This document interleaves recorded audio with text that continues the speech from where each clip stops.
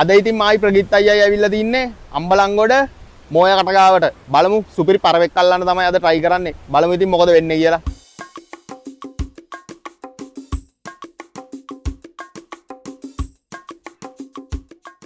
අද ඉතින් අපි මේ වැඩේට පාවිච්චි කරන්නේ මේ සුරේ තමයි. සුරෙන් තමයි අද මාළු අල්ලන්නේ. බලමු. ගොලි ජටව් අල්ලන්න තමයි try කරන්නේ. බලමු ඉතින් මොකද වෙන්නේ කියලා.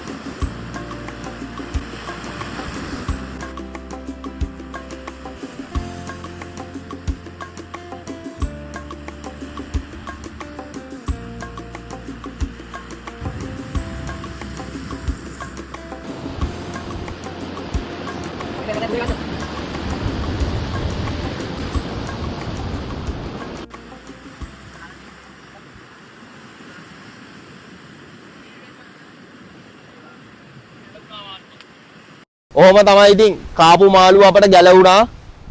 බඹ 3-4ක් ඉස්සරහට ඇවිල්ලා මාළුව ගැලවිලා ගියා. ඔහොම තමයි ඉතින් මේ රස්සා වැඩි තීර දවසට තිනෝ නැති දවසට නැහැ. අද ඉතින් මාළුව මිස් වුණා. අපි ආයෙත් දවසක අනිවාර්යෙන් සුරෙන් ගොලි පරවෙන් මරමු. එහෙනම් ඉතින් ආයෙත් දවසක සුපිරි වීඩියෝ එකකින් හමු වෙමු. ජය වේවා.